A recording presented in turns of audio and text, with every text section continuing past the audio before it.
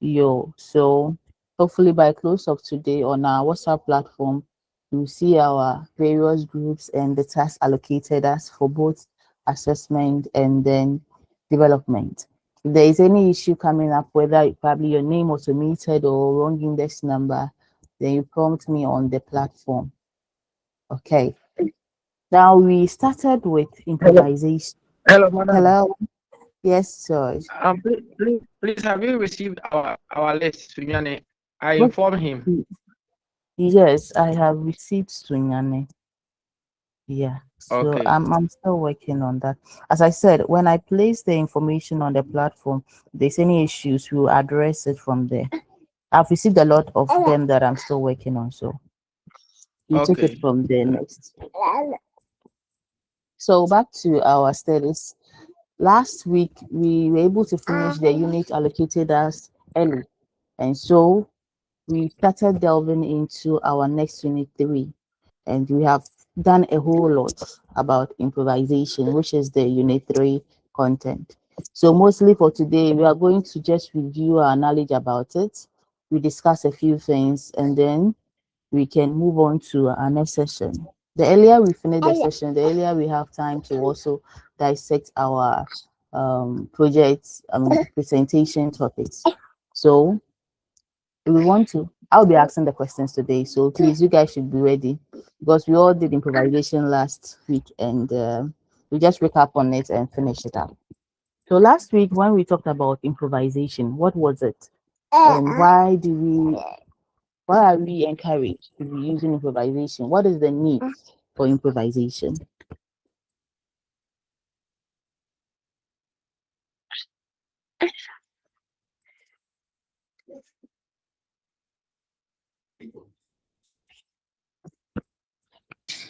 Helen. Madam, when the resources that we have are scarce, we need to improvise. Also, when they are effective, we have to improvise. That's by going to our locality to get the local one being made by this our local craftsmen. Thank you. Okay, thank you too for your response. That is also spot on. Let's hear from George. okay. Thank you, madam. We know generally that the materials and the resources that we need to teach science in our basic schools or in our schools, sometimes they are not available, and some other times too they are inefficient or they are not sufficient. So as a matter of urgency, we need to improvise by getting low cost materials to help teaching the science topics that we may need um, the materials which are not available. We have to engage the students and then try to see if we can get materials from the environment that will help us to deliver our lessons. And we learned that the materials are local, so if we're able to get them, it can help us to deliver our lessons, not just like we are going to buy a beaker or round bottom flask or anything that is very costly, and we will not get the funds from the authorities. So we can arrange to get our own material. That is improvisation. Okay, that's also an elaborate explanation there. Okay, so if I ask you then, what is the implications of improvisation to the science teacher? What would we say? Let's think about it. What is the implication of improvisation for a science teacher? What does it imply to a teacher?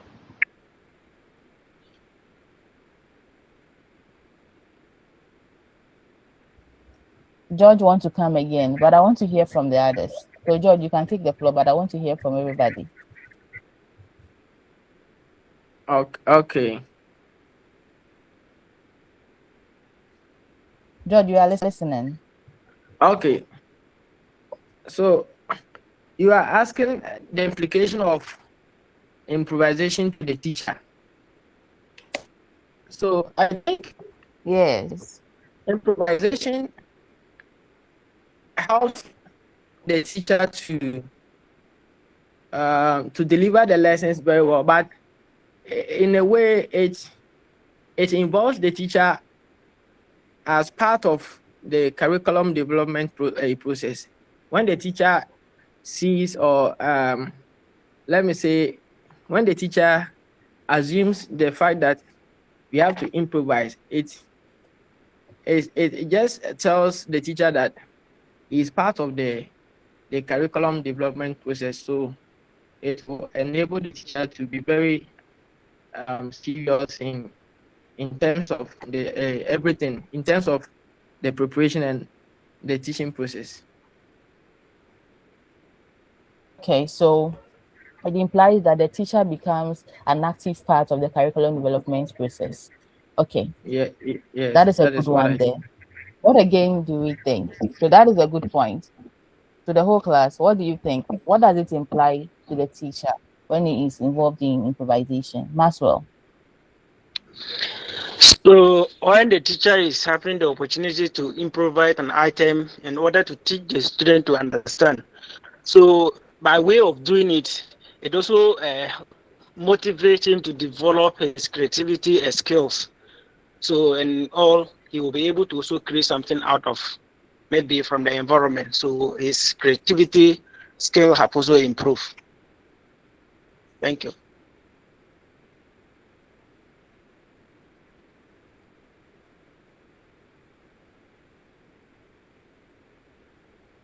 Maxwell. Yes, madam, you didn't get me, eh? Hello, madam. Please, can you hear me?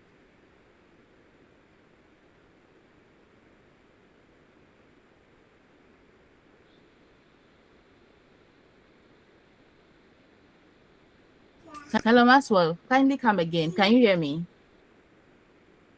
Yes, please. I was saying, so if the teacher is involved in providing the improvised material, at the end of the day, the teacher himself learns some kind of skill, that is creativity skill in him.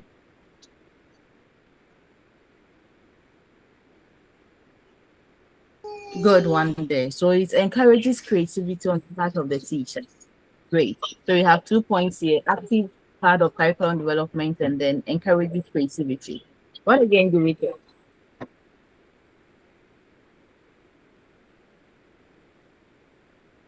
What again do we think about the implication of improvisation to the teacher?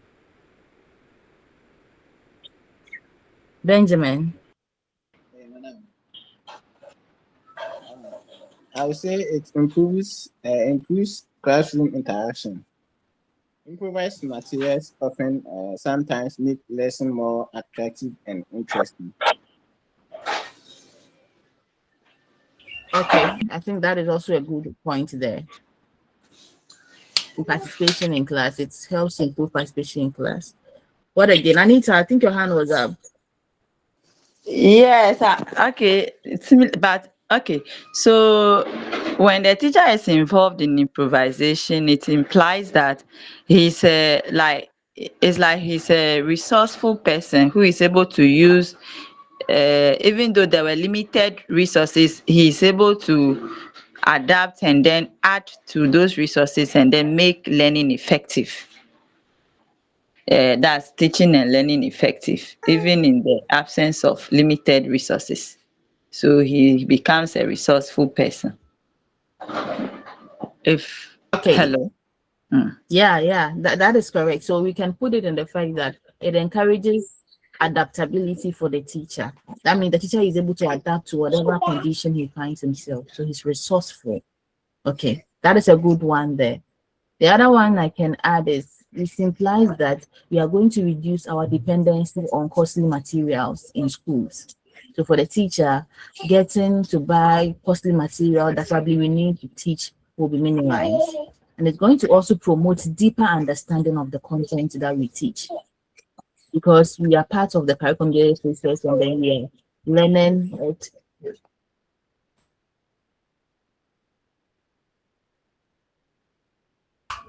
And then the fact that it also may require some additional training. Implications of improvisation. For a teacher to be very well versed with improvising, that means he might be able to train himself in so many ways. And so it implies that teacher should try and get those training to be able to conduct this process smoothly. Okay. Then we all know that this demands time for planning. So the teacher should also get themselves ready that the fact that if we want to enter into improvisation, it is time consuming. So we should plan it out well. Okay.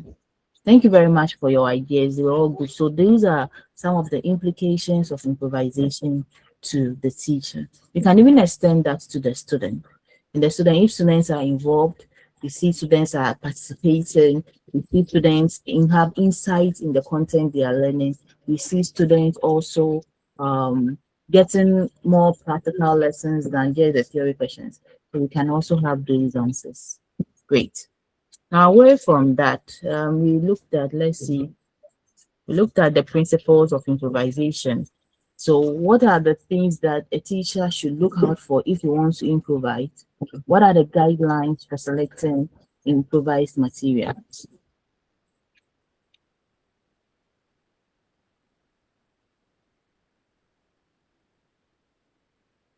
Yeah, Josephine. Yes, madam. Please, availability of materials needed for the improvising the resource that the teacher needs.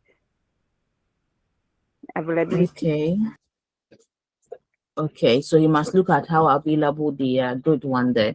We have another one from, let's see, George.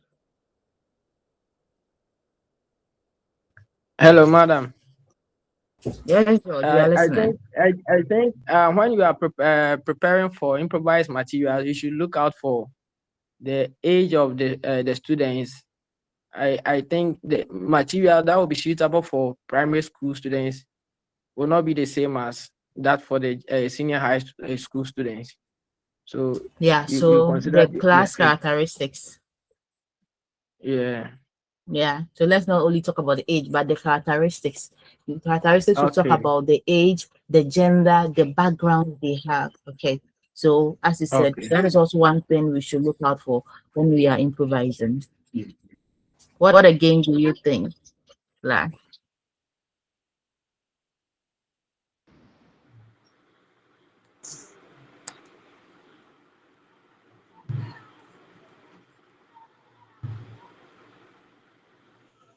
Hello. Hello, I've asked a question. Oh, okay, Anita. Yes, it Yeah. should also be relevant, like it should serve the purpose for which it is being used. Okay, And yeah, that and also it improvised should not material be, should be relevant, yes, and also it should not be what? it should not be expensive, too expensive.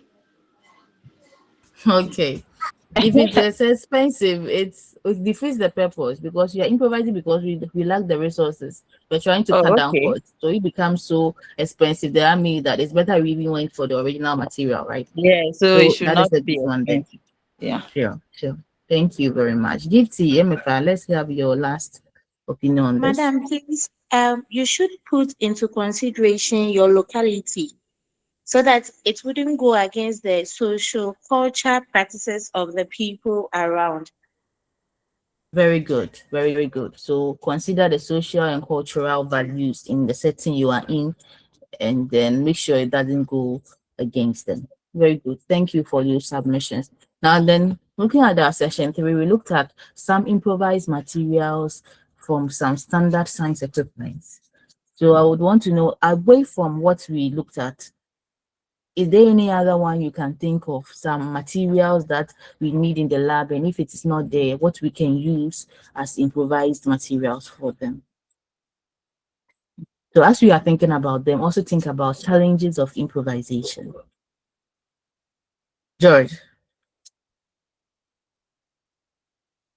Yeah, please, madam, you can use a candle in place of benzene burner, and also portable gases when we are heating items of degrees or high temperature. Okay, high temperature boiling or heating, can use candle or portable gases. Great. Any other material we can use in the lab instead of the standard material or equipment?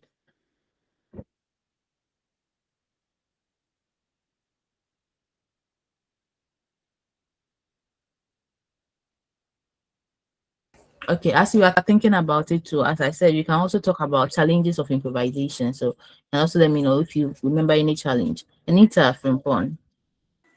Yes, and we can cut the top of this our small voltic bottles or other bottles as funnel, like, and use the top side. Okay. That is also one example of the funnel, cutting the base of a bottle and then using the upper part for the funnel. That's a good one there. Do you think that we can improvise a water bath? And if we can do that, what would you have done? If a teacher needed to have some boiling in a very low temperature, not more than 100 degrees, so you need some kind of gentle heating, and he needed a water bath to be able to do that, but we don't have the water bath, what would you have done?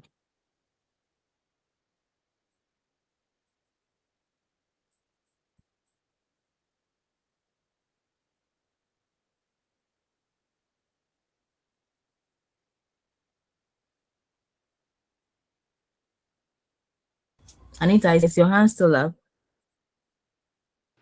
Oh no, madam, it was the previous one. Thank you. Okay, so I'm asking this question: what would you do in the classroom in case you want to use a water bath and you don't have it? What would you do, George? Please, madam, can we use the incandescent bulb, the round bulb that is like the incandescent bulb? When you take the silver portion or the the plate that we use to connect to the holder, when you take it out, can you use it?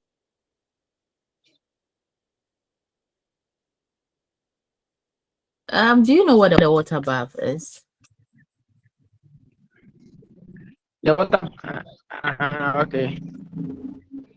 First, we must know what it I is have before I forgotten think. small. So the example you're actually giving me is kind of It's different. like So the I'm going round to bottom flask. Yeah. no, it's actually an instrument like equipment. Let me let you I, see I am some. I am I am talking about the round bottom flask. No, I'm not talking about that one. Okay. Okay, so I have some pictures here. Let me quickly project to you. What it does is that it is a scientific equipment used to maintain a steady temperature for a prolonged time. And normally it is from a container filled with heated water. I don't know whether you still remember it, but I'm going to put up a picture Okay. right now Okay. so we see how it is.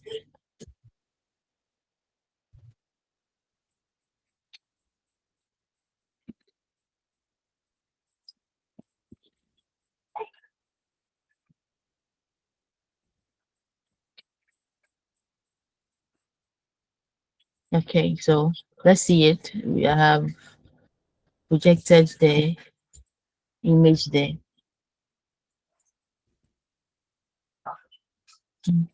Okay, have you seen it?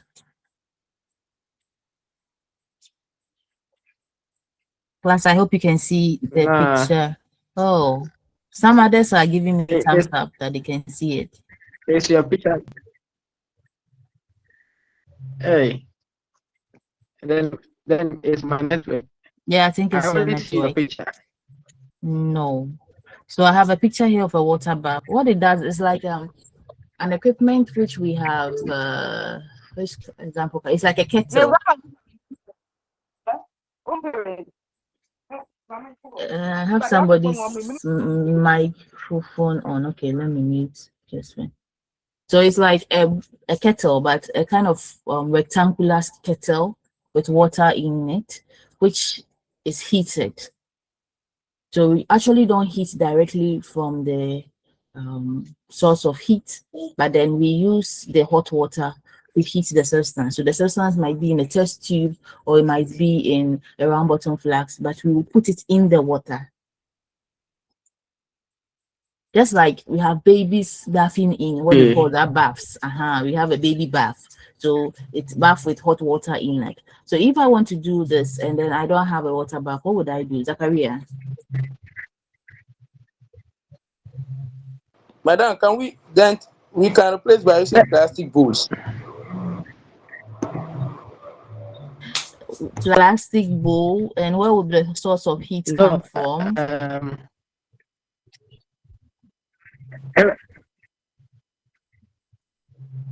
So as you are thinking about it, let's hear from Nuruddin.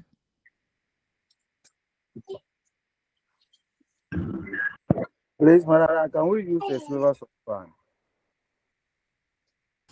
Explain it more. What will you use the silver saucepan for? If we put the water inside the saucepan, then put the saucepan on fire, so that we can put the flax inside the saucepan with the water. Then we now heat the saucepan. Okay, I think that is a laudable one there. Good. What do you also think, Fred? Yes, madam. I think if you have a larger beaker at the laboratory, you can use that together with a Benson burner and then a tripod. Or, as my friend suggested, you can also use a saucepan if those are not available. Okay, that is also another good one. So you tripod stand with a source of fire, then your beaker with the water in there. Good one there. Do I have any more? I think those two are very elaborate ones that we can use for that. So first you have to look at what is the equipment used for, and then you think of what you can do. Now that water bath is used to maintain a steady temperature for a prolonged time. So your work will be to make sure that the temperature that you need for the water boiling should be constant for a while, steady. The temperature is not increasing. So that means you should be able to regulate the fire so much that it wouldn't have to be that increasing. Maybe you don't need 100 degrees, so you don't want it to boil. So that means that if you have a high, you get somewhere 50, you have a thermometer in the water to read which temperature you want. And when you get to that temperature, you try and lower the heat to make sure it's steady. Okay, so those are some of the things we can talk about when it comes to improvisation. First, whenever you want to think about improvisation, you want to know what am I going to use the improvised material for. So you look at the functions of what you want to do, what exactly you want to use for. Then you start researching into what will be the correct substitute for this equipment that I want to improvise. Substitution is very important. And remember, we said that always when we are improvising, the materials we use might not be because it's not the right equipment or the same equipment, it might have its own challenges. So it is advisable to let students know why and what we are using, and also if you know the challenges or the weaknesses it might have, you also tell your student. In case of this beaker and then tripod stand, a little shaking in the classroom can cause the whole thing to just fall off and just let me say break.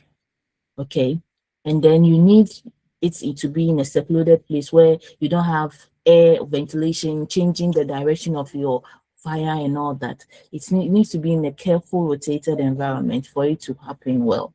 Okay, and then if you're going to put test tube in the beaker too, you need to have something holding it. That means probably you must set up a record stand to hold the test tube in the water, because you're not going to let the test tube fall at the bottom directly on the glass under the beaker, or the silver you are using, the stainless steel or the aluminum saucepan you are using. Okay, so all these things must come into play whenever you think about improvising any substance or equipment. Now let's move on to Madam, challenges. Yes, there. please, can you replace kettle to water bath? You know, kettle, we heat to probably get a boiling water for something, but then the water bath, we get to a steady temperature. We want it to get to a steady temperature for whatever we want to do. Kettle's temperature is regulated that when it boils, maybe 100 degrees, the thermostat cuts. When it cuts, that means that the 100 degrees will probably over time, it will be what? Reducing. The temperature will be reducing. Okay, but the water bath is such that if you are using it, you are standing in for a kind of steady temperature for a period of time. So you can use it, but you have to do some regulations there, depending on the temperature you wish to acquire and how long the equipment is needed, or whatever you are trying to heat is needed to see what you want to see. You know, some of the gases that will be brought out from our compounds, they will need some kind of long heat exposure before the gases start to evolve. Others, it's just a split second. So depending on how long you need that temperature to be standing in for will determine whether the kettle will be much appropriate or not. Are we together here? Okay. We are one. Okay, so the question now is the challenges of improvisation.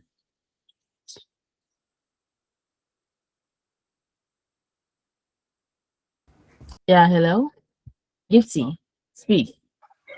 Madam, please, accuracy. As one challenge with improvisation, whatever you are producing wouldn't be the same as the original one. Okay, so that is a challenge for us to be able to overcome. Good one there. Any other challenge you might have noticed? Maswell. Okay, so on the part of the teacher, if the teacher is having the needed skill to improvise, that might also be a challenge in doing improvisation. Okay, so technical skills to improvise. Good. Thank you. Anita. Yeah, then George. Okay. I also like to add time constraint. That is, some of the things can take time to, even if they have the skills, it can take much time to construct them or put them together. Good. So time demanding, which sometimes teachers don't have, so we won't do. Good. George, then we take Helen.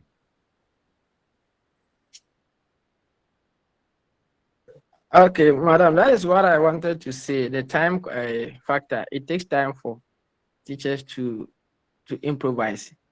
And then also, I don't know if we can talk about the nature of the improvised material, if it is injurious. Will Yeah, it we be a can challenge talk about that. for the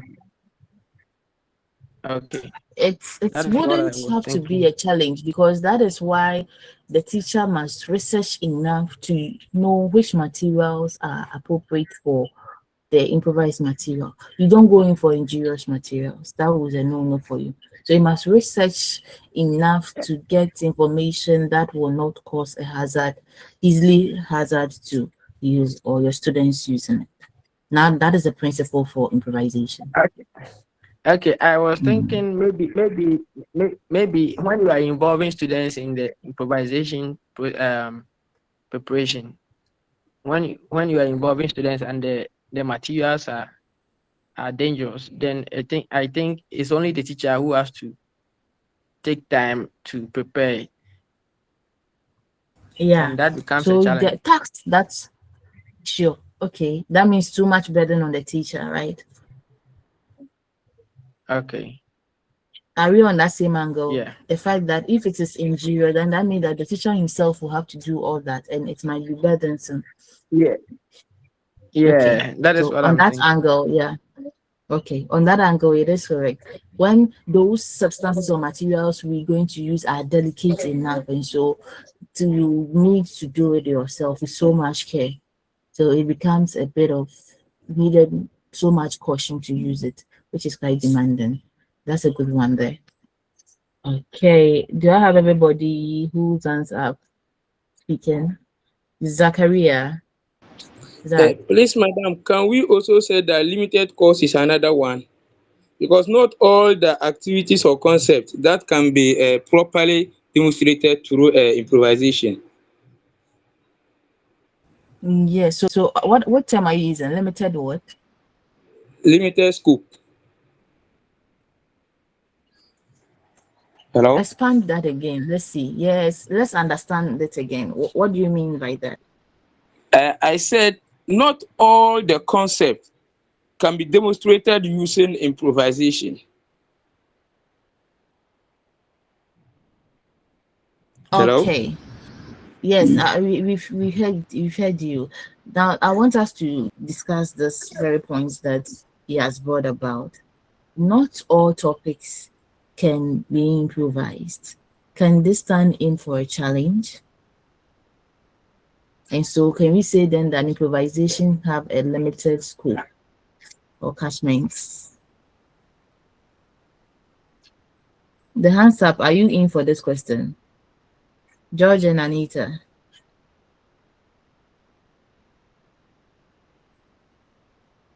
I have a lot of you having thumbs up. So are you saying yes? Helen is also saying yes. Fred, what do you think? Madam, I think what he said is true. It's not all concepts that can be improvised. For example, if we take the CRO or the cathode ray oscilloscope, it's a very complex instrument which a teacher can improvise because normally it's used to demonstrate the behavior of waves. And it will be very difficult to improvise such a resource for teaching. Thank you. Thank you very much. So yes, some concepts are difficult to, especially as you're saying. When you said that, I even thought of this thing, radioactive materials. If you want to talk about radioactivity, what can you even use to improvise to show that this radioactive substance have broken down over this period of time? So it is true, but I want us to look at the phrase we're using so that we look limited scope. We will have to rephrase that better to make it more sounding that improvisation cannot cover all concepts that are to be taught. Okay, but if you say limited scope, it depends. So let's not use the limited concept or scope, but let's look at the fact that it does not cover all topics that are to be taught. So we can't always improvise. Okay. I have a few hands still up. Helen, you have something to say? Yes, madam. Madam, please, Yeah, let's listen. okay, can we say lack of finance also can be a challenge? Why do you think so? Yeah, when we don't have money to purchase the raw materials for whatever we wanted to load or create, and Sure. Yeah. Sure, finances will always be at play. And so if we don't have it, it might affect improvisation. It's actually a challenge, sure. Okay. Anita and Joe, your hands are still up. Are you coming in or those were your earlier hands?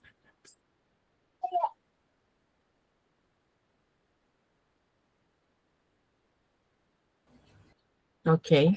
I think it was your earlier hand. So you would want to, hey, Francisca, we want to hear you. Hello, madam. Yes, Francisca. Please, can we also talk about poor durability? This one, maybe the material that you look for and you use it to provide to do the improvised thing. Maybe it may not last long, or it can easily break or spoil. Can it be a challenge? Sure, it can be a challenge because you spend a whole long time putting the thing together and then it will not last long. It becomes a challenge. Yeah, so it is one challenge you can talk about. The fact that improvised materials may not last long for or was not durable enough for a long time, and so it is a challenge. That's a good one there. George, your hand is still up. Okay, I think it's not in active motion. So let's quickly then move on from the improvised material. I want to look at how do we integrate instructional materials to the teaching of science? How do we integrate improvised instructional materials in the teaching of science? I believe this was one of the things we touched on last week. Okay, then let me quickly go through the slides. I think we can start from this place. We said that whenever we want to integrate instructional materials that are improvised in our science teachings, we have to do a number of things at each point in time. So we have certain steps we have to follow. The first thing is for you preparing the teacher, then also preparing your learners. And after that, you actually come to present it. And then finally, the follow-up activities that are ready for students to work on after they have seen the material. Now, at each point in time, something is needed. There's some work supposed to be done at each point in time for these 4 points. And when we come to the teacher preparation, for you to be able to effectively inculcate or integrate an improvised material in your teaching, you must be able to first plan how you are going to integrate the lesson. Now, after planning it, you make sure you are following it judiciously. Then you consider how the material can help you to achieve your outcomes or indicators. Then you process the materials even before time. That means that you prepare whatever is needed for that lesson before it is done. If the improvised material, you need to put them together before the lesson due. If in the lesson plan it says it will be assembled by the learners, you have to also prepare the various parts that will be assembled. So you must prepare in those regards. Plan the lesson and decide to follow it judiciously. Consider how it's going to help you to achieve your objectives and then process the materials ahead of time. Then when it comes to preparing your learners, that means they might be psychologically ready for this new material coming for them. So you must explain to them what this instrument or material is going to do and what you use for it and the limitations of the material you're going to use. So you must give explanation and reasons even why you use this particular material for that. Then you give them clear guidance to note important areas of the study. So that means that you're going to give them step-by-step directions of what they have to do during the lesson when they are manipulating the improvised material. When there is a need to explain some keywords, you should come in to do that for your learners. Then the third step is when you come to actual presentation. After your learners are ready, after they are actually prepared psychologically, you've explained to them what it is they are expecting to see, then during the presentation, you must bring in your appropriate improvised material at appropriate stage that you have set in your lesson plan. It could be during your introduction, could be during your actual main lesson, or it could even get to when you are summarizing. So at each stage, depending on what you have planned for the lesson, you will know when the improvised material should be brought in. So one thing about it is you, the teacher, must be in control at every point in time so that you maintain the learner's attention and interest. And you also give them directions on what to do. Remember that the lesson should be guided by the objectives. Else, it is very easy for you to sway from the objectives of the lesson when learners have gotten such a material and they are going to just manipulate. It will be easy for them to just be distracted from what actually you are going to learn. So make sure learners are not carried away or they are not, some too might feel like they are not involved, okay, in the manipulation of the materials. Make sure that learners are involved and then they are also attentive to the concept you are trying to get them to get using that improvised material. Then after that, there is the follow-up activities that you have to also do. So when you are going to prepare such follow-up activities, one thing you have to do is that you must get feedback from your learners. And that feedback is what is going to help you to know whether the improvised material has achieved its aim, okay, or your objectives have been met. So what you do as a follow-up activity, some of the things you can do is ask questions that have direct bearing to the presentation of the improvised material. Allow the learners to also respond freely at every stage of the lesson you are teaching. Also, use the instructional materials already used in the lesson to evaluate the presentation that you have done. And then remember that also you are evaluating the presentation, basing them on the objectives of the lesson. You also evaluate the presentation based on the learner's interest, how interested you think you see about them in that lesson. Sometimes you bring an equipment and you see students don't even want to touch it. They are not interested. It's boring. So the success of the use of the improvised material relies on two things: that the learners are able to show interest in the improvised material, and then the fact that it has helped you or helped the learners to be able to tell you answers which are in line with the objectives of your lesson. Okay, so those are the two most important things that you must be able to show that is successful for your improvised material. Now going forward then, I believe we also looked at the role of schools, the roles of school authorities, students, and then the government in the improvisation process. And we talked a lot.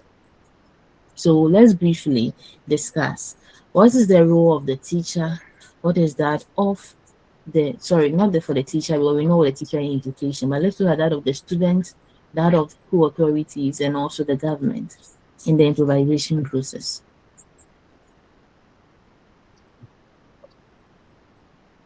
This one is for you. So you take one and you tell me what you think their role is. Then, okay, just then. Yes, madam. These learners could Yeah. be asked to provide certain materials from home that could be used to improvise some resources. Okay, that is true. I remember during basic schools, our teachers would say maybe bring cardboard, bring glue, what a few things, and you come to the class and then you use them. So students can also be part of the process by bringing the available materials from home. Good. Also, let me add that the students can also be brought into assembling of the materials or even as fixing some of the materials. You already talk about when they are collecting the material, they can even bring them from home.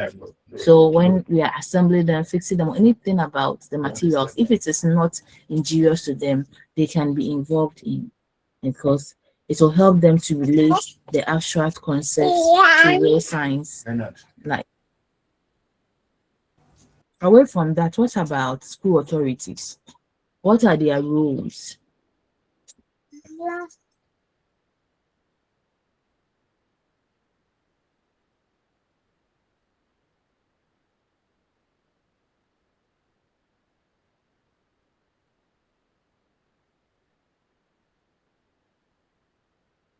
Yeah, George.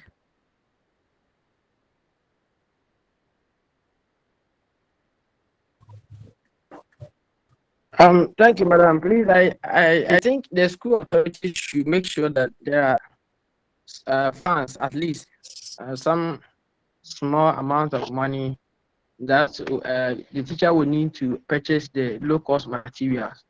So they have to provide funds for the preparation. Very good. I think Charity also seconds what you are saying about funds in there. So funds are important and the school must help in that regard. Let's see what Robert have for us. Okay, madam. Hello. Hello, we can hear you. Okay, please, the school authorities can also organize workshops or training on improvisation to encourage the teachers. Sure, that is true. Because some improvisation is a technical thing, so some training must be done. School authorities can help in that regard. Good. School authorities can also help solicit assistance from parents in maybe some materials that the teachers need. Or they can also help to provide areas that we can store these improvised materials that can maximize their lifespan. And also when we need some expert knowledge, school authorities can liaise with the community to help in the improvisation exercise. Those are some of the things they can do. And what about the government? The government should make improvisation a core course in the field of science when curriculum is being developed. And then they should provide the funds to also motivate teachers who are improvising and then those who are writing books on improvisation. Then they should also mount a public enlightenment campaign or program to enlighten community that, oh, improvisation is very important and it's an integral part of technological development in our societies. So if your child is bringing an item from the house, don't think that it is for nothing. If you see your child trying to bring tins of milk or trying to put together an artifact, don't think that it is nothing because it is an important part of developing technology. Good. So that became the rule for those stakeholders. Now, finally, we have gotten to the point where we didn't touch on last time. We are looking at samples of improvisation of our science teaching resources. In this case, you want to do first produce citric acid and ascorbic acid using locally available materials, and then also produce calcium hydroxide and potassium hydroxide using locally available materials. Now, these two are important because one of the experiments that we use in most of the experiments in our schools, mostly in our pre-tertiary schools, we do acid and base experiment, acid-base titrations. So if you are in a school that you can't get the inorganic ACL from the chemical shop because it's expensive, or you don't have a base tool that you can use, then how can you improvise these materials? That means you are going in for something that can function enough to be able to get the objectives you intend to teach. Remember, if you are teaching acid-base titration, you are not just there to teach ACL and sodium hydroxide, but you want them to know that when any substance that is an acid reacts with a base, this is what it produces, and this is the color changes and all, depending on the indicator you want to use or the outcome you want to see. So in this case, if I don't have them, what will I do? And that is what the last session of improvisation was looking at. We know citric acid is an acid, and we have so many natural foods that have citric acids. Easy ones are the lemons and the limes. Okay, so I have an image of a lime fruit here. I know it is one common fruit that we all have or we have seen in our environment. So how do we prepare the citric acid that we can actually use as an acid for the acid-base titration? So what can we do? If we get like 10 lime or even oranges have citric acid in them, then we can do what? Wash the fruit with clean water, then we cut the fruit and squeeze the juice into a beaker, then we can filter the extracted juice using a cloth, cotton wool, and then funnel so that we get only the liquid part. Now, after extracting it, the extracted juice now can stand in as a citric acid that we can use as an acid-based science lesson. This is very easy. Then let's look at what about ascorbic acid. For ascorbic acid, it's also found in some natural fruits and vegetables that we have, like the citrus fruits, like bell peppers, strawberries, tomatoes. So white potatoes even contains some ascorbic acid.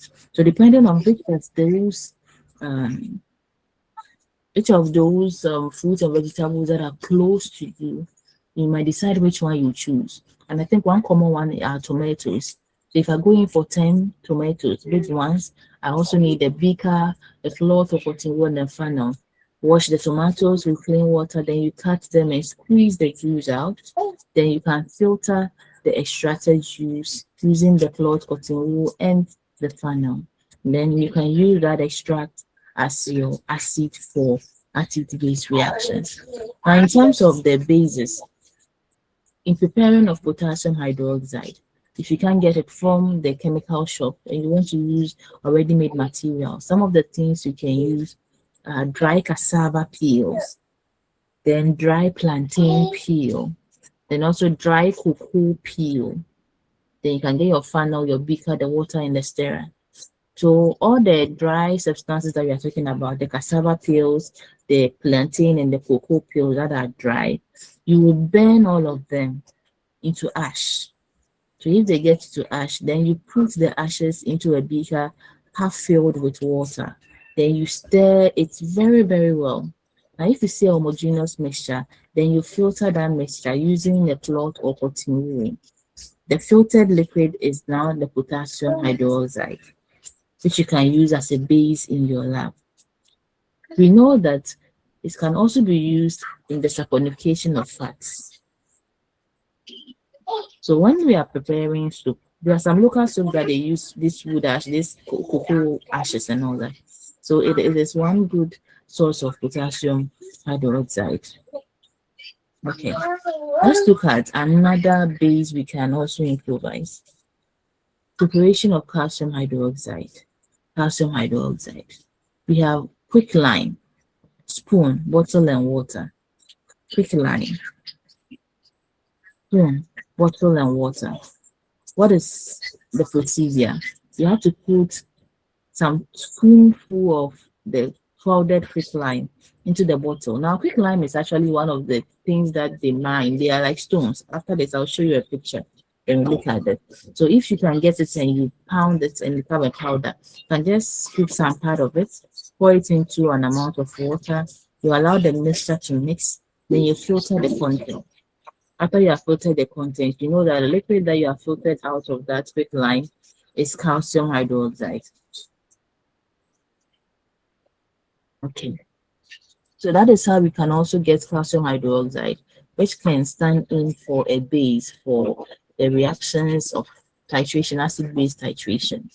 Okay, so quickly, let's look at the quick line picture. If we normally have quarries where they mine stones, we can normally see them.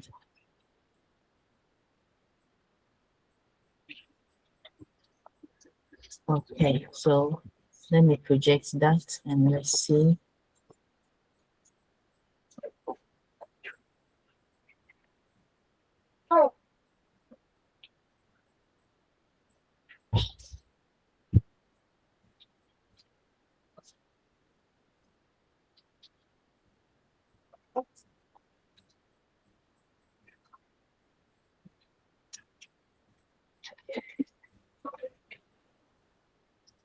Okay, I hope you can see the slide.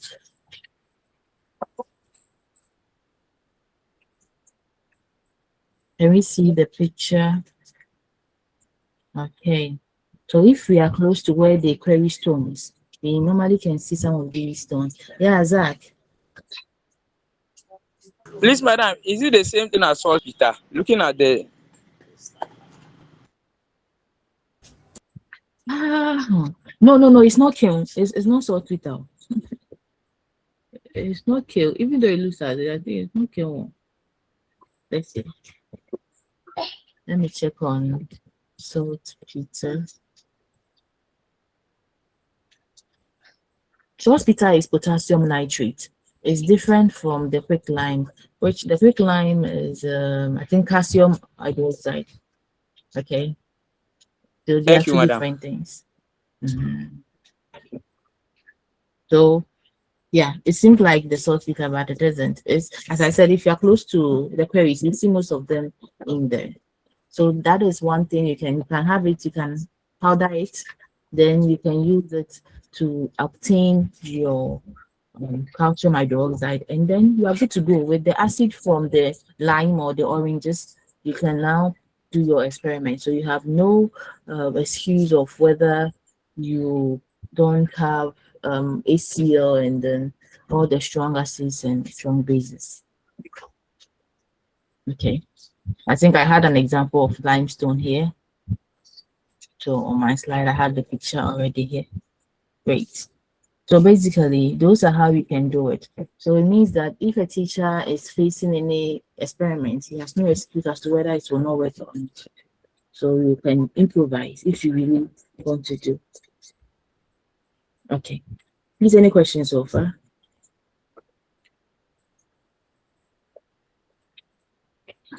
If there is none, then we want to move on to our fourth unit. Yeah, Fred.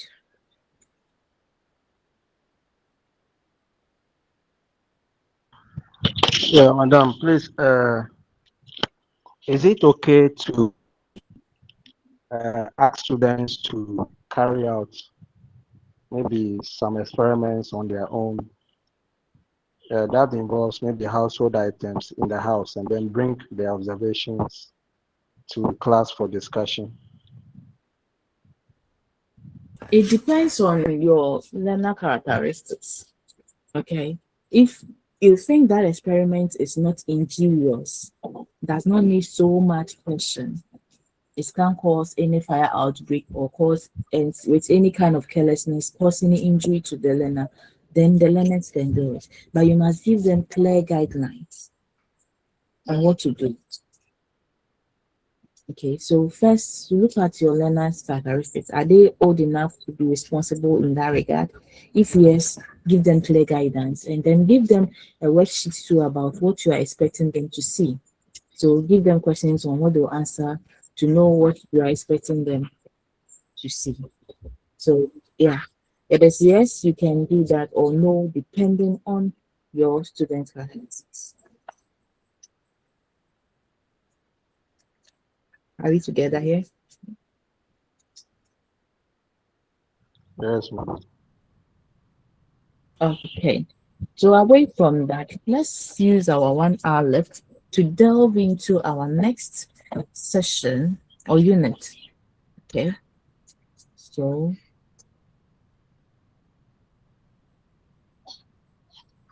you want to move to our unit 4. And as I'm going to start this unit 4, that means that I will not allocate unit 4 for you as present. Sorry, I think next we'll meet for the 4th week. So that means I will handle week 5 in my teaching. That means I'll not allocate week 5 for you to use as your presentation. I'll give you something else. Okay. So that is what we're looking for. Helen, why are you laughing?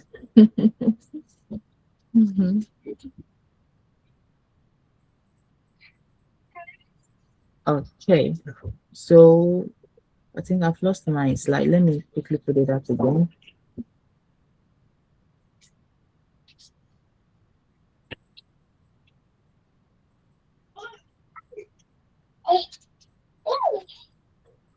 So for unit 4, we're looking at the use of media in science teaching. The use of media in science teaching. When we say media, media means a lot of different things to different people or different areas. Okay, so look at when when we talk about media in teaching, what do we mean by that? Okay, so first we look at what is media in teaching? What is its importance to teaching and learning of science? And then how will you employ the different types of media to teach, as well as the strategies that you need to design lessons that have some media in it, especially when you are using or teaching science. Okay.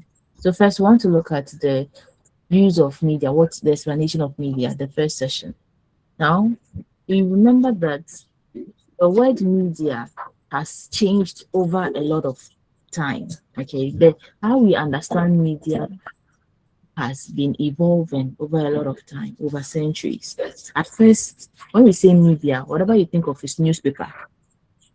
Then now we had other forms. We have books, we had magazines, and all adding up to the newspaper. They said, okay, when we say media, that is what it is. Then television also came, movies, video games, music. We say all of them are media.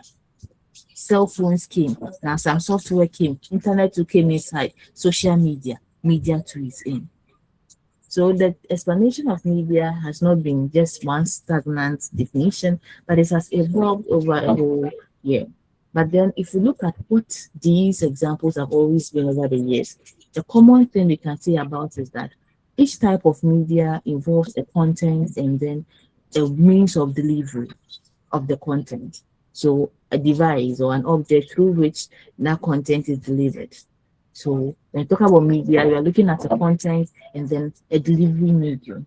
And so when we talk about media, basically it is a channel of communication. What are we communicating the content? Through what? A kind of delivery system. So it is a channel of communication. Universally, when we say medium, it's a channel of communication. When you are a teacher in this current era, one of the challenges you face as an instructor or a teacher is how or which media you want to use to make your teaching effective. So because you have so many types of media available to you that you have difficulty in trying to figure out which one might actually communicate well for your students.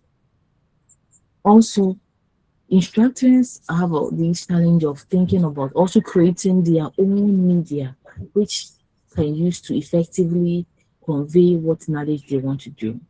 Remember, sometimes you want to use a media like videos to teach, but you go online and check all the videos available to you, and you see that it does not pinpoint the exact information you want. So what do? The teacher now becomes a content creator. So he starts thinking about trying to video himself or create his own content that will convey the information he has. So you see, teachers have a lot of ways to even earn money. From these, you can start your content creation and start monetizing your accounts. That is, if you create your media on some topics you've seen that there is limited some resource or media on it. Okay. Now, away from that business opportunity, let's move on. Why use media to teach science? Why would you want to use media to teach science? When you are integrating digital media, which is normally the common type of media now available to all of us, it drives student engagement. It actually does. We know that students learn faster and better when they are actively involved in participating in the activities you create in the classroom.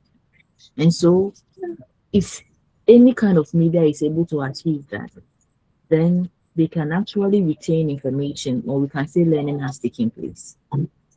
And digital media has a way of doing that for you. Media can strengthen classroom learning. Even though we cannot say a media alone can teach, but now we have actually some kind of media that you don't need a teacher. Following through that media, you can get a concept. That's why we have so many online teachings now. Okay, but then we cannot replace hands-on learning, but it reinforces knowledge that we get from the classroom. And so it strengthens classroom learning. We can also use media to demonstrate some concepts that might be so far from us. You know, people that are practicing science that under normal circumstances we would not even have thought about it because we have not even gotten there. People from Asia, Europe, China, and all that. So media helps to bring information closer to our doorstep, showcasing concepts and meeting people that are quite far away from us. That is why you can use media to teach science, because it is engaging, it strengthens classroom learning, and then it helps you to demonstrate concepts that might be too difficult to even think about, and even get to close to communicate with other people that are quite very far away from you. Now let's look at advantages of using media in teaching and learning of science. We look at advantage to the teacher first. What will the teacher have that is advantaged when he is going to use media in his science lesson? We know that many media sources have very high production quality capable of showcasing complex ideas. What it means is that there are so many media now available to us that will give you a quality production. And this production is expecting or is teaching some complex ideas that you might not even have think of in a short possible time. There are some concepts that if you, the teacher, is going to use the natural way to teach, it might need a whole 2 weeks to teach it. But then with just an hour, one media can simplify the whole concept for you, and it will not be that difficult for your learners to understand. So it has a way of simplifying complex ideas in a short period of time. And so develop quantitative reasoning. Develop quantitative reasoning. The media also offers us with both cognitive and affective experiences, in that it can provoke discussions and assessment of some values that one has. The media that we might use might be able to show a person's emotions or heart issues when it comes to affective experiences. And then we can also use the media to now think about emotional content, how a person feels about something. If the person is easily emotional, what are the values a person has, depending on the scene that are available. So it offers both cognitive and affective experiences. Okay. Also, to the teacher, the use of media help you to connect learners with events that were culturally relevant, but in the past. Because of now our video media, print media with pictures and all that, events that have happened in the past, events of Albert Einstein's experiment, cathode ray tube experiment, all the other experiments that we were not there. Now we have media that showcases to us what actually happened at that part.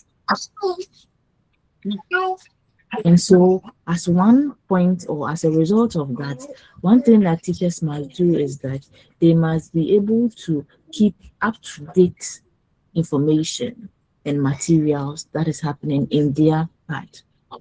So you see, information is always evolving. What might be true yesterday might be different today because there might be an add-on discovery.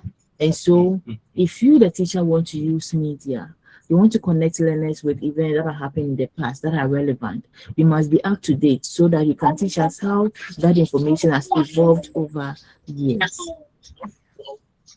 Then we can use news stories, and those news stories can help to connect theories that are taught in classroom with real world events and policies. So that is how the media can help you, the teacher, to connect theories that you are teaching to what is actually happening in class. In terms of the social manners of Galamsey, you can actually connect it to a lot of things in chemistry. Now, if you can have news stories documenting the effects of this Galamsey on people, then you can actually connect these two. Use the news story as a media or as a resource in your teaching. When it comes to the students, on the other hand, how will this benefit them?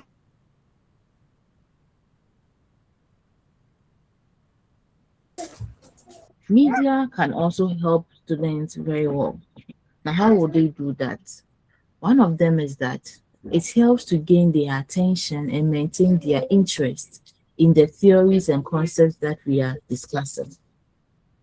Popular media like our YouTube, the music, films, movies that students are actually very familiar with.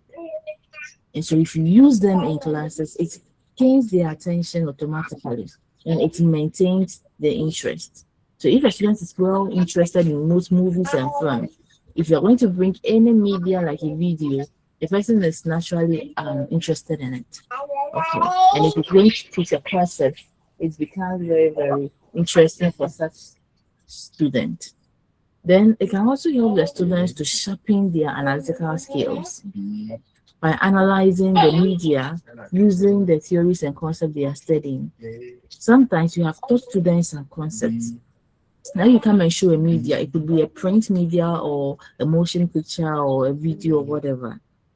What the students will have to now do is to try and connect the theory they have learned to the video they are watching. And this helps to sharpen how analytical they are. So it sharpens their analytical skills. It hones their analytical skills. It also enables students to see concepts and also new examples and help them experience world that they have not gone to, worlds beyond their own, especially if the media is different from their local environment. We have people in the deprived areas who don't know what is happening in the urban areas. Images, videos, these media can give them experience of what is happening outside their homes or their environments. When we are using media to teach science, what are the things we should be careful about? So we are looking at cautions when using media to teach. We know that when we are bringing media, it often requires an additional work. The additional work would be trying to get maybe a laptop, using a laptop, getting a Bluetooth speaker, or trying to understand a video yourself before you even bring it to class, even looking for the kind of media you use.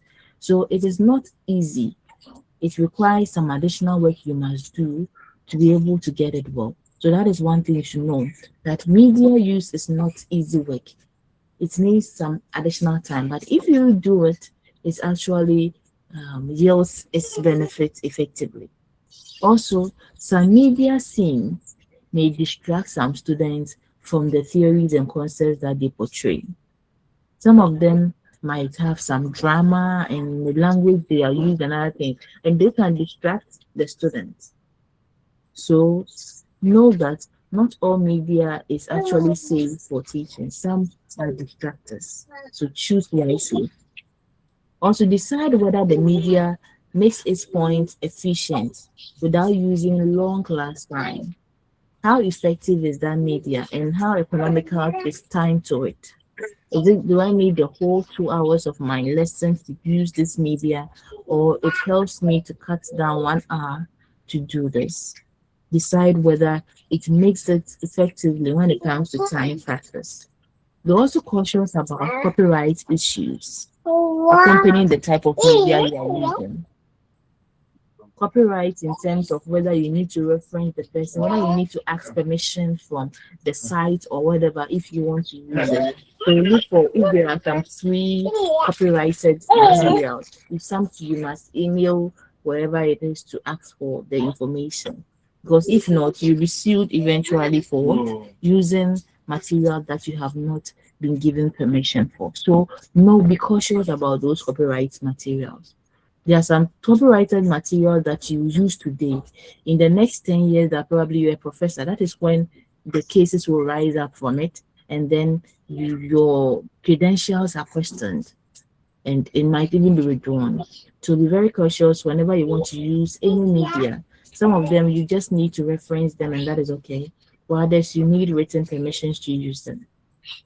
Okay, so you can actually research on issues like that. Think about research on how to reference materials, which materials are free to use. Most YouTube videos are actually free to use though. Okay, so be careful about that. Then, when we are using media to teach science, as a first time, when we want to start using media, let's look at some tips that will help us. The tips that will help us when we are using media to teach science. One, preview the video to check the content, the audio levels, and then the window size. What it means is that you just don't see a video and it has the title of what you want to see, and you have just downloaded and wait to use it. You must get time to sit down, listen to it, watch it on your own. Check the information and then the content. Check for the sound audio level, whether it is high enough to be heard by your class, and the window size. If you must download that material, you can download it. If you can download it, download it. Because maybe when you get to class, there might be some internet connectivity problems. So download it so you will not have to use the internet at the point in time. You have it on your laptop or your device, and then watch it, preview it. You can select full screen mode when you have downloaded it, so that you see if it's full screen. Is it clear or are they showing blurry? Then you know what to do when you do it in the class. So that's one tip when you are using a media like a video. Now you should also use the pause button in most times when you're using video to teach. Use the pause button to make way for discussions, to also ask for predictions.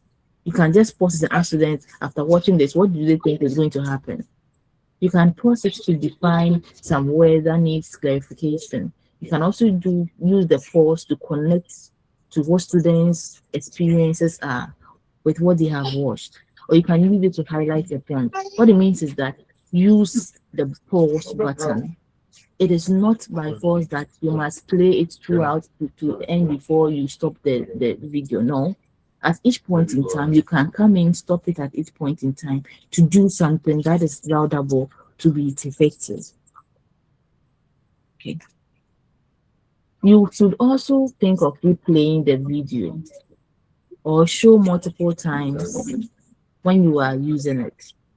Replay the video even 2 or 3 times so that learners will be able to focus on the elements you want.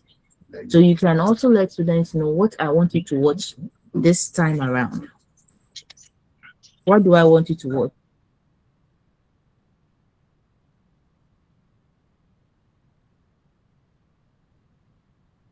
So for my first replay, what do I need you to see?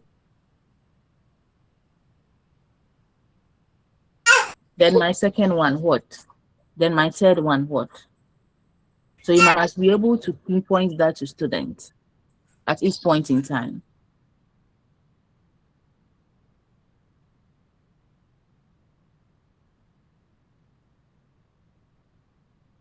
Then you can also consider turning the volume off and allowing students to observe and comment on the image or predict the content of the narration. You can decide to use only the video so that they will not hear what the commentary going on is about, so that they will just follow with their eyes.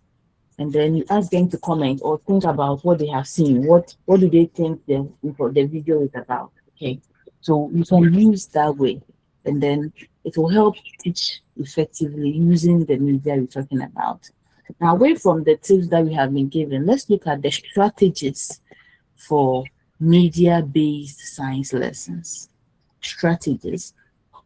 Now, the first strategy you want to look at is the 3F strategy. We call it the 3F because it's FFF. The frame, the focus, and the follow-up strategy. Frame, focus, and then follow-up.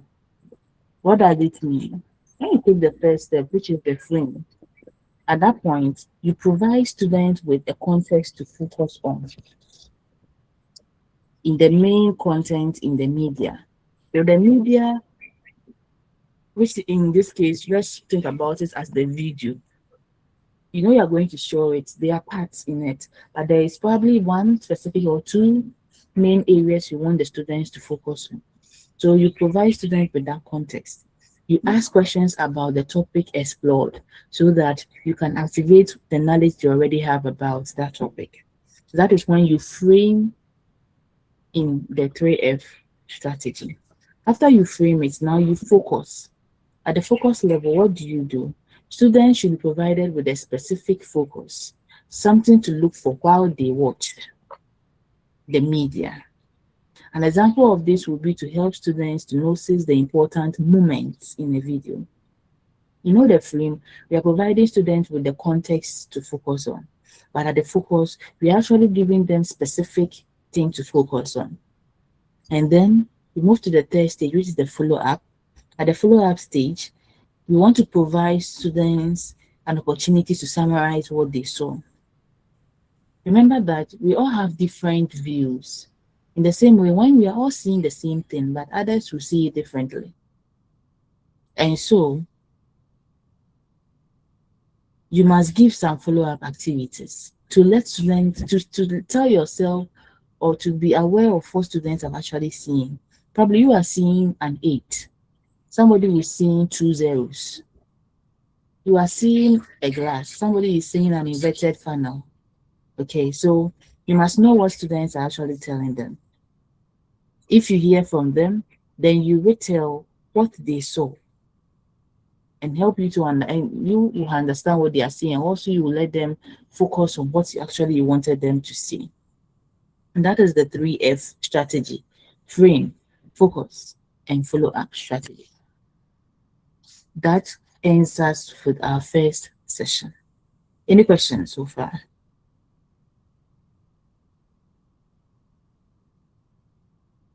If there is none, let's look at when and how to use media to enhance the teaching and learning of science.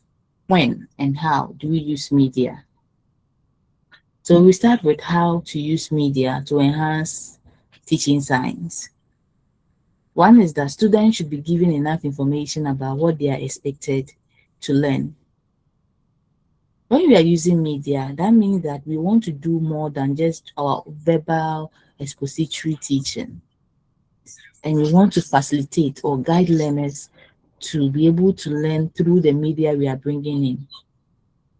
Now, that will be best if the students are introduced to it early or given more information, or they are primed. If they are not adequately informed, they will struggle to make connections to what you are intending for them to learn. So you must give them enough information about the media, what is seeking to achieve while you are using it. Then you should also know that the media complements your instructor-led learning. And so you encourage students to read the print material that you bring, or if they are watching a video or documentary, they must watch and listen attentively because it's complementing your teaching. Also know that media can be student generated. That is that the students can now take the role of the teacher and create content that will engage learners and help them to master concepts. You can get some students who probably understand the concept better in the level of their colleagues, and they might actually generate a media that is understandable by their colleagues. Helen, why are you crying? So that is how media can be Yeah, done. It can be wow, student that's yeah, generated. nice. Is Yeah, that yeah, my okay? yes, Cherry. can I Hey, please mute your microphones and pay attention. William, let's move on. We are still on how to use media to enhance teaching and learning of science.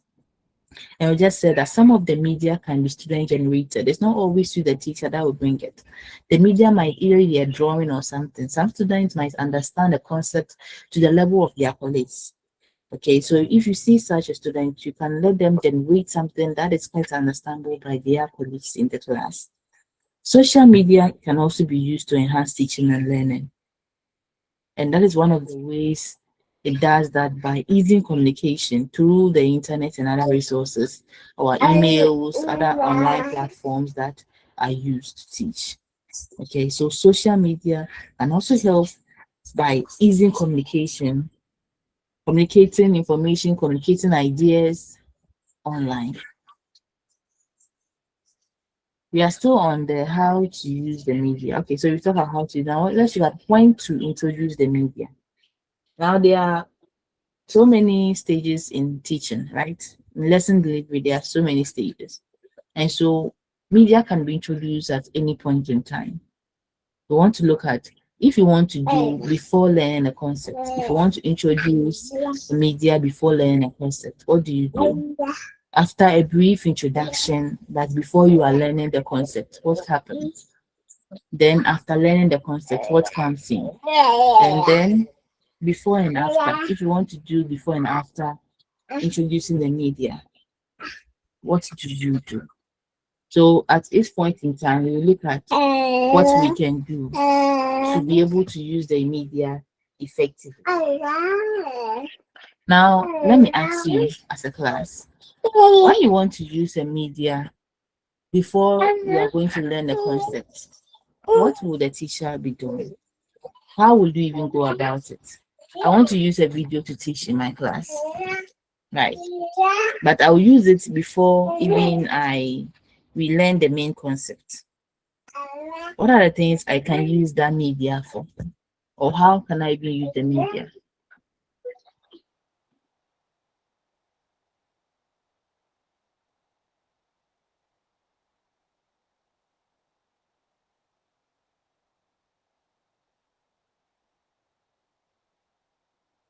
Hello, are we together? We are one. Okay, if we are one, then please let me hear your ideas. You know, when you are going to teach, we have the introductory stage, you have the content development stage too, and then the conclusion stage. So before we teach, so in the introduction, before I move on to actually learn the concept, so that means I'm going to use the media to introduce, maybe a video to introduce the lesson. How would I go about it? If you were me, what would you do?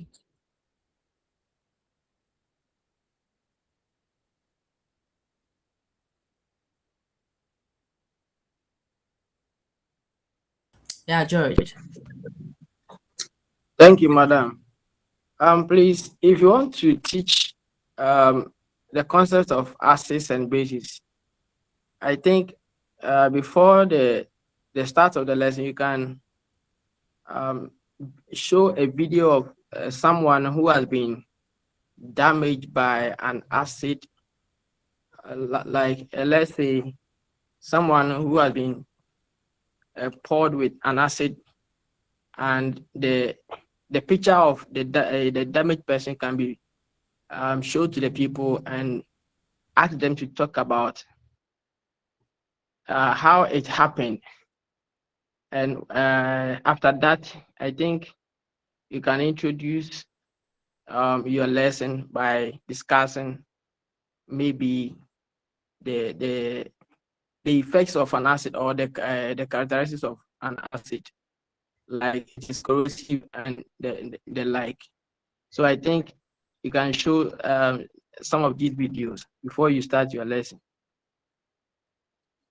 Okay, thank you very much for your submission. It's a great way to introduce lessons using the media. Good. So that means that you have actually activated their mind about what they are going to talk about. So you're looking at the effect of the accident bases.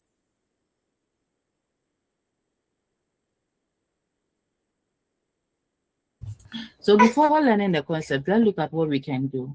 You're saying that when we are showing media before we are discussing a concept, it gives students an image to which they can compare the topic under discussion. This approach will allow them to quickly refer to what they have seen, or you can also recall examples that they have seen before. So demonstrations that are focusing on some cases can help students to be able to differentiate the topic they are learning from other situations or other topics.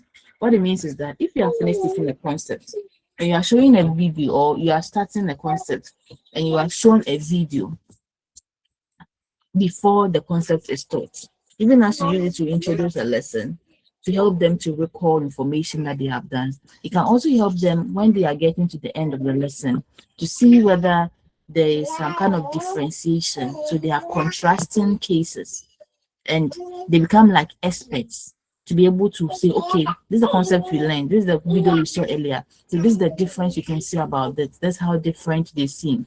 So as an expert, what are you looking at So it also helps students in that way, even as it becomes a quick reference to them throughout the lessons.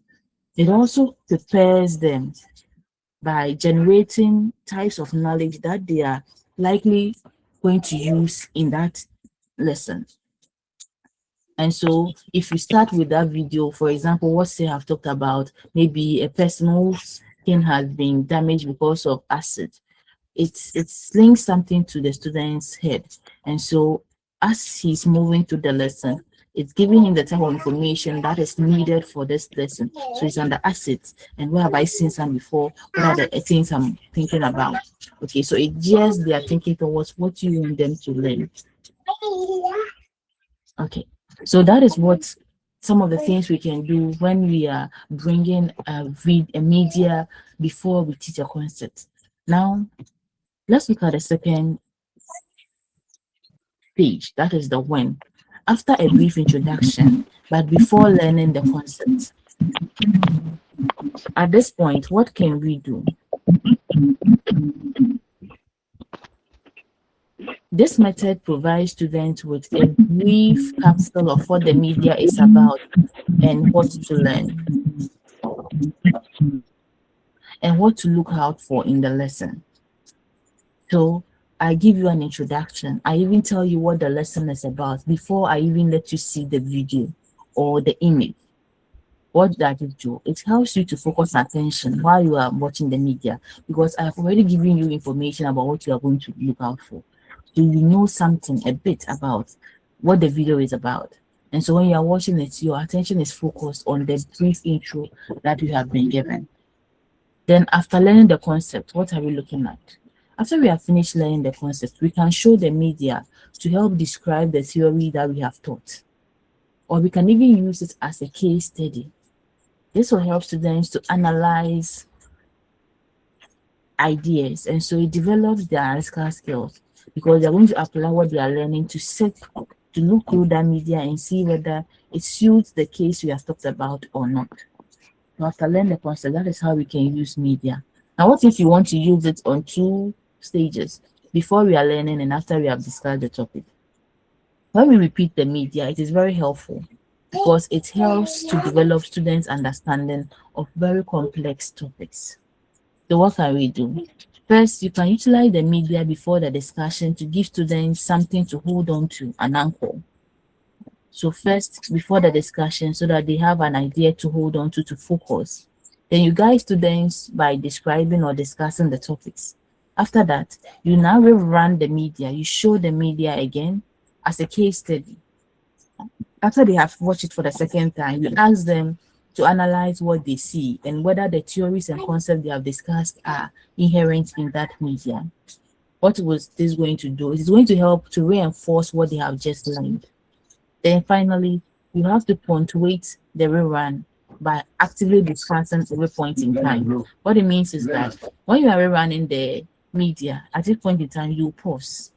Then you discuss, you engage in discussions with the learners so that they can, at this point in time, bring out the concept from the scenes that they are watching. This is also going to help to reinforce what they have learned. So that is how we also use it when we want to use it at two stages, before and after the concept. If you are new to this method, what are you encouraged to do? It says start small. Start by finding maybe just one small movie, short movie, maybe a song or a news source, just a simple one, and incorporate it into your class lesson. Now, if you are comfortable with it, you can now move on to maybe higher, longer, more impactful media in your lessons. Okay, so you can start small. You can provide also a clear link between what you want your students to learn and the media. One of the tips as a newbie in this is to provide a link between what you want your learners to learn and then the media that is coming on. You must be very careful to provide the proper learning context that the media is being shown. So in which context are we using this media for? And what is the link between that media and my objectives? One tip to also note is that it takes time to be able to integrate media effectively. So put in the work and the time. What it means is that whenever we see media, some students think that media is entertainment, but you should think about it that it is an edutainment, educational entertainment. Okay, so it's going to help them to learn, but making learning more interesting for them. So you have to consciously use the media to enable students to learn more. And that takes time to be able to do it effectively. You can also use the subtitle feature for some visual material. Some of the material, the audio is not clear enough. So to focus students on the attention of the words, you can use the subtitle feature so that whatever is being spoken is written underneath. So students can also read as they are watching. Be prepared as a teacher. That means that now we use technology. Technology has its own weaknesses, especially in Ghana when we don't have so much when it comes to our advancement in technology. You might decide to go to the class today and internet connection is off. You might decide to go to class right now and then the electricity power is down. So always have a backup plan. It might disrupt your lesson if you are not adequately prepared. Have a plan B. If my technology fail, you might even get to class and maybe you downloaded a media and it's corrupted. There's a virus on your laptop. It have destroyed everything. What is your backup plan? So have a backup plan.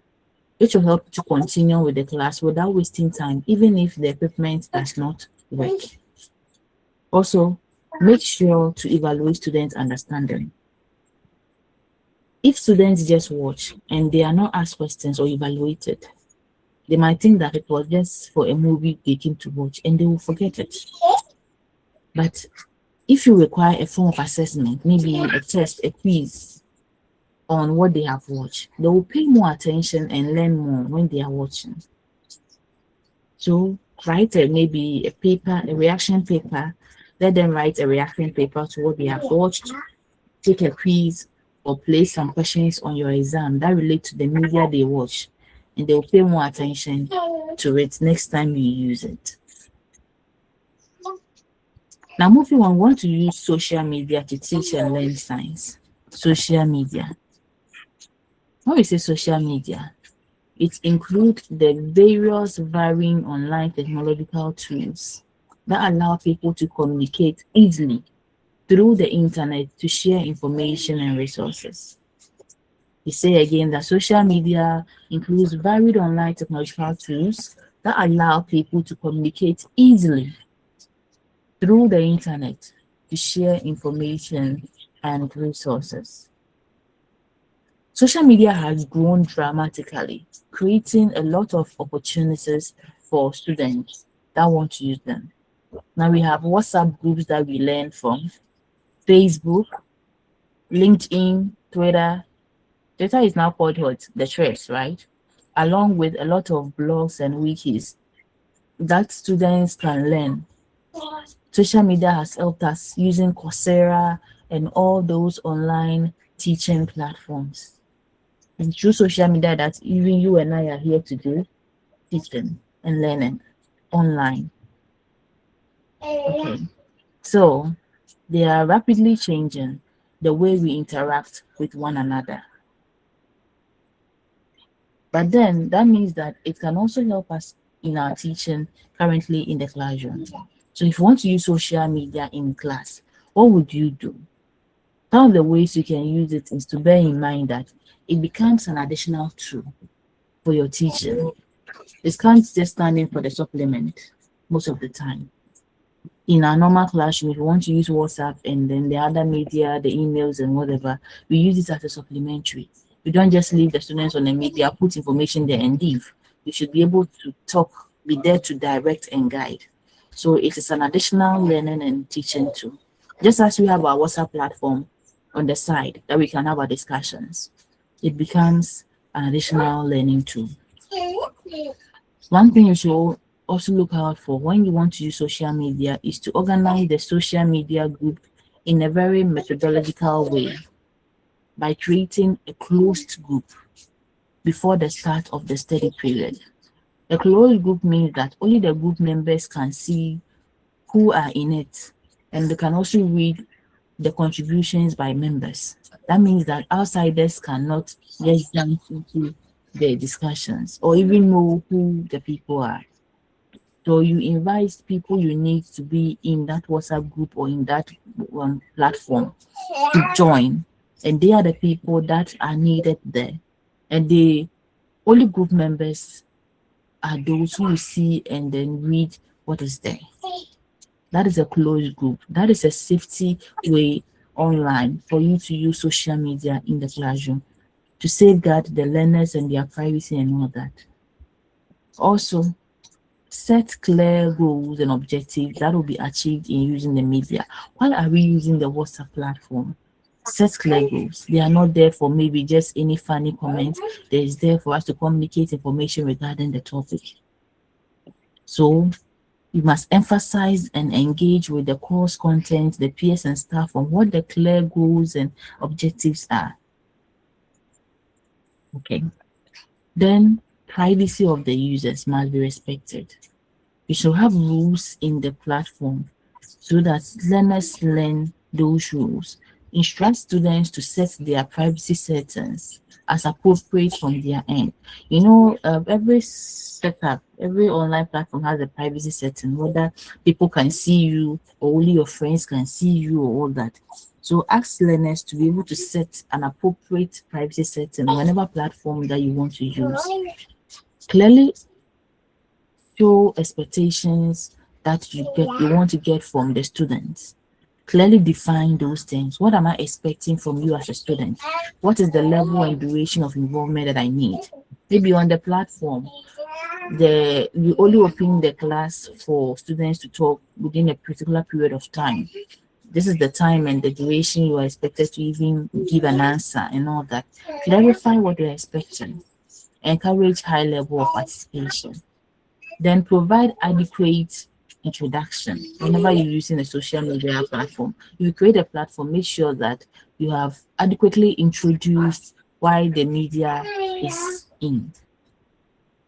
Also, consider the educational, the technical and administrative aspects, as well as the psychosocial aspect when using social media.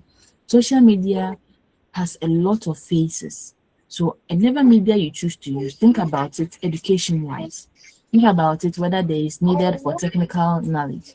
Think about it as to who will be the administrator and how can we even handle the media platform. And also think about the psychological and social aspect of it. Is it psychologically addictive? Is it enhancing social networking? How far, how well is it enhancing sociability, or is too much sociability? So you must consider all that before you choose a platform to be used. Allow adequate students opportunities to interact, communicate, and collaborate. Make sure that students have enough opportunity to talk about what is needed, to interact and clear their views. If there's a material that is not relevant and it is brought up, make sure as an administrator that you delete it so that it doesn't cause any distractions. Encourage students to share resources.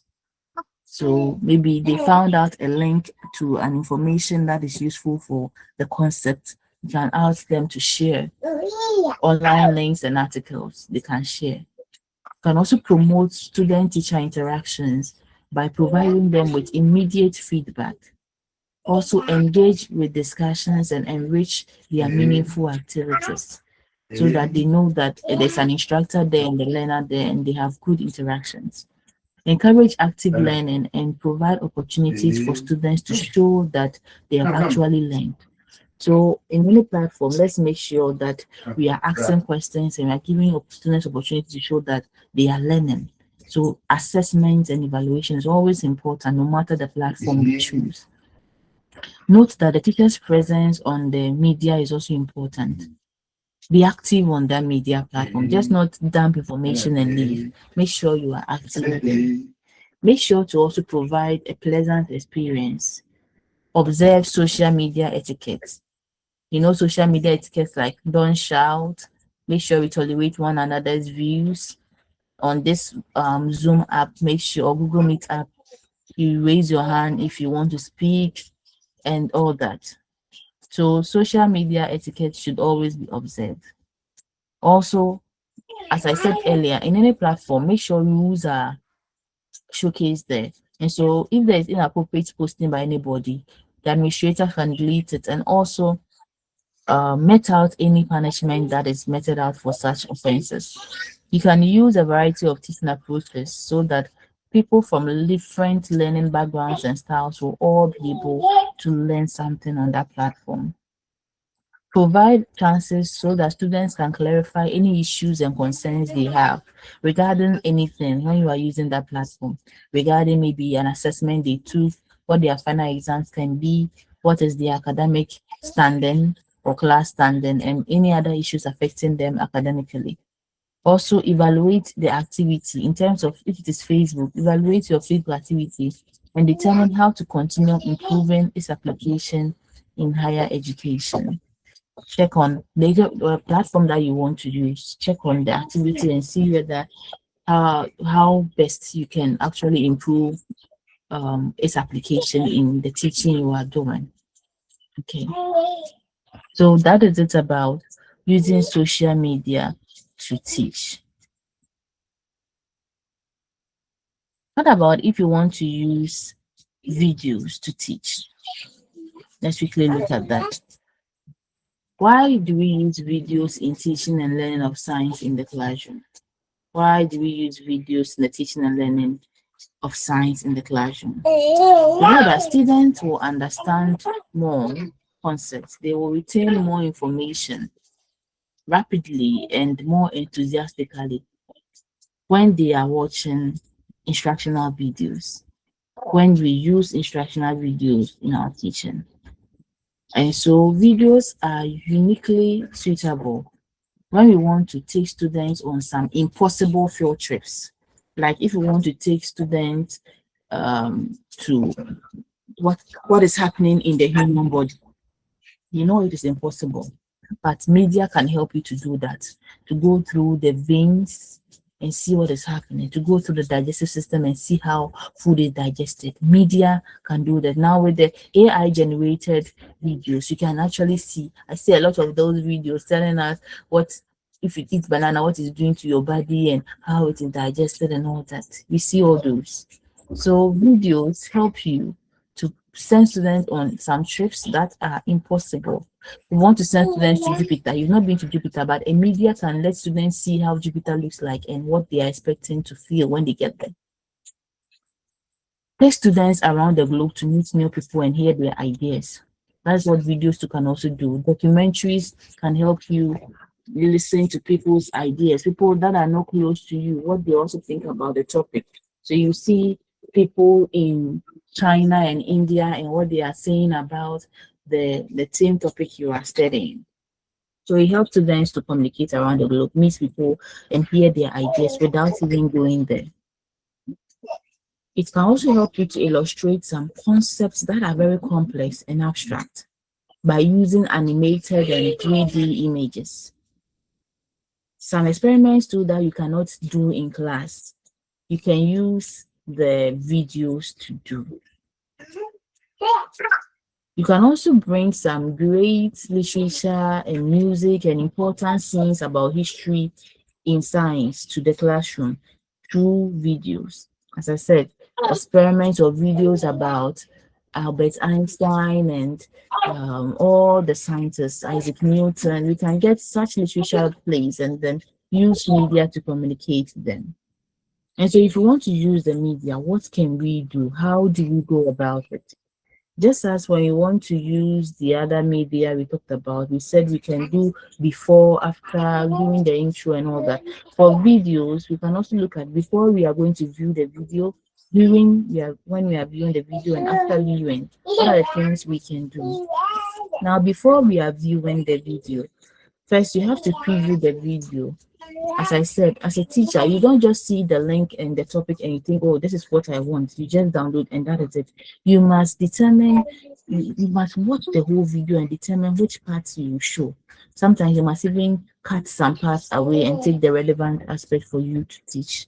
You should also prepare the classroom environment and the equipment you need. You need that you must need a projector. Do you have it? Is the classroom suitable? Is there so much lighting that the projector will not be visible enough, or you need to darken the room? All these things are things you should do before you are viewing the video. You should also stimulate student pre-existing knowledge. What it means is that you must ask students questions. Let them tell you about something before the video comes in play. So what do they know about what they are going to watch? Okay. So that is it about before viewing.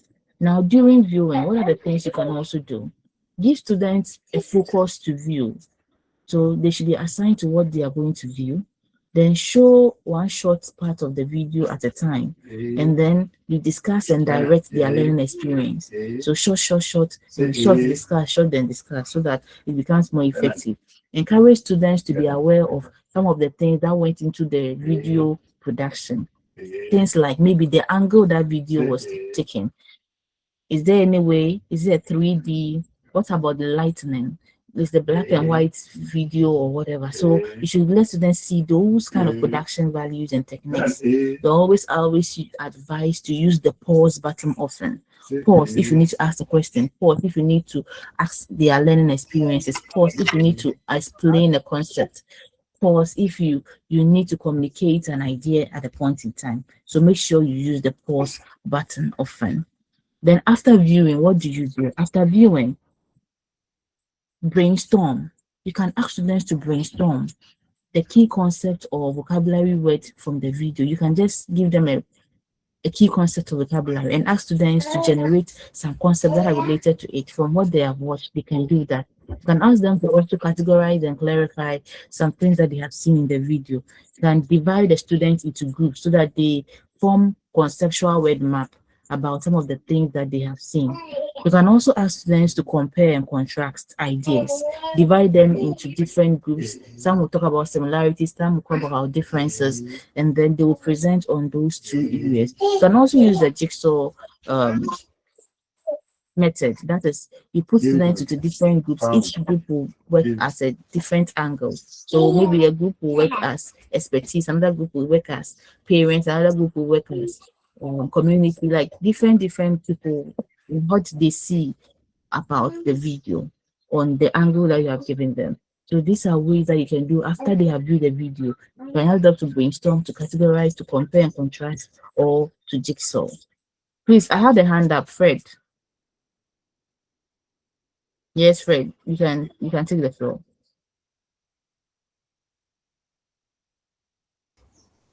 Fred, you can speak.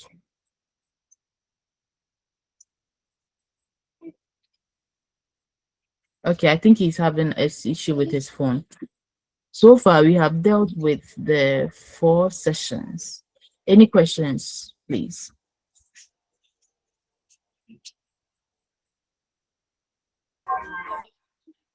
Hello, are we together here? Evans. Yep. Evans. Okay. Yes, madam. Yes, you have the floor. Yeah, please. Thank you. I want to find out from the video aspect that when you want to use the video to teach, if you are using the animation and then the real persons, which of them would the students be able to grasp well, and which of them will help in the lesson to achieve your aim? Thank you. Okay, thank you for that question. Class, what do we think? Is asking, are animated videos better than the real people videos?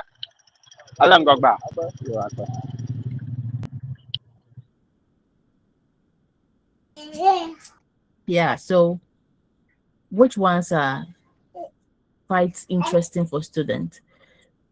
If you were a student, depending on your level, that's what I can say. Some things might be catchy to you or not. So let's take it from the basic school. Do you think the animated or the real world videos are important, or is quite stimulating enough? What do you think in the basic school?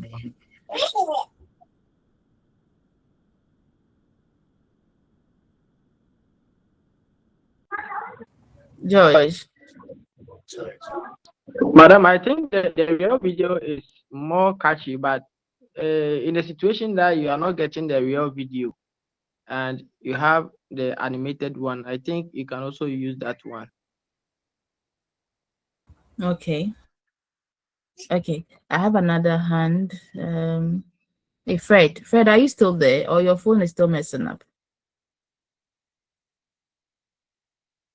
Okay. So what I can say is that it depends on the content.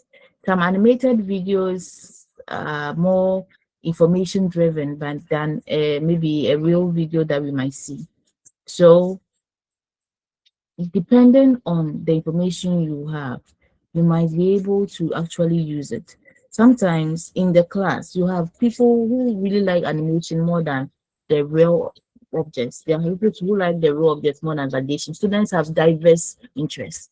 But if you, the teacher, are able to integrate the video effectively by maybe having prompting at each point in time, engage in active discussion, whether they like it or not, at the end of the day, they are going to learn something from the video. So it's not about their interest, but it's how you, the teacher, will inculcate the kind of video, whether animated or real, to help them to achieve an objective. Okay, so I had a couple of videos that I used in one of the classes.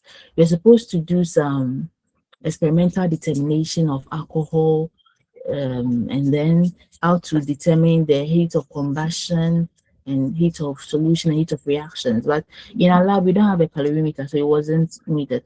So I put together some videos. Some of them were real experimental videos in real labs. Others were animated videos.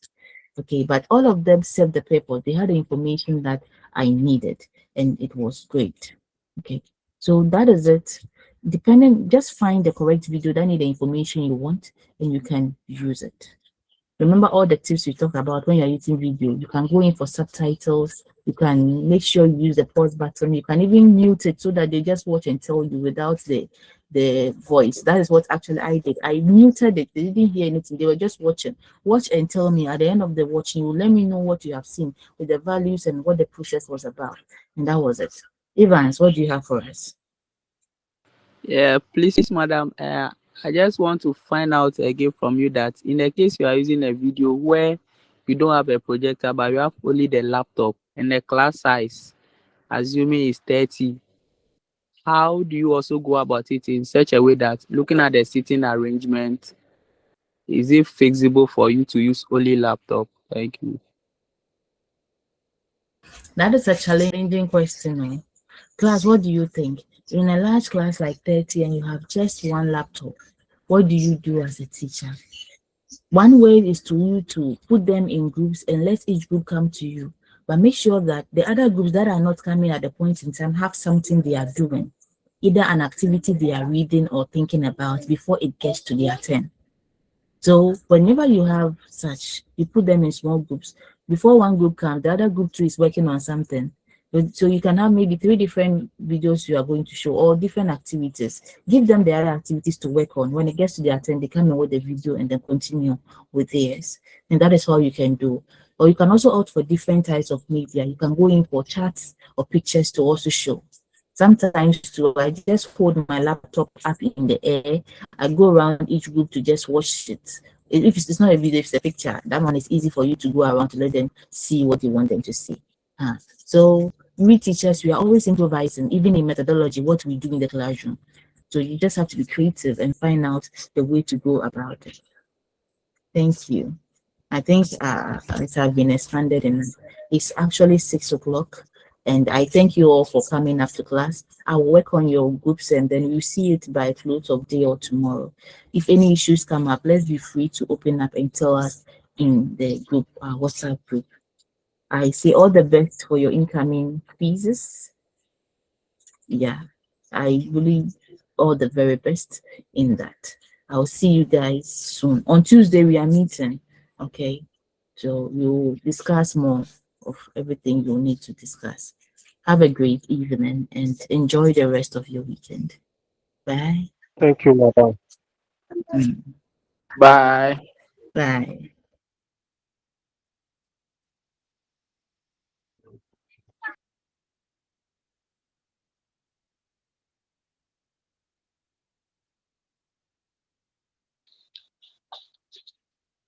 Those of you with past questions, share it for us. Ah.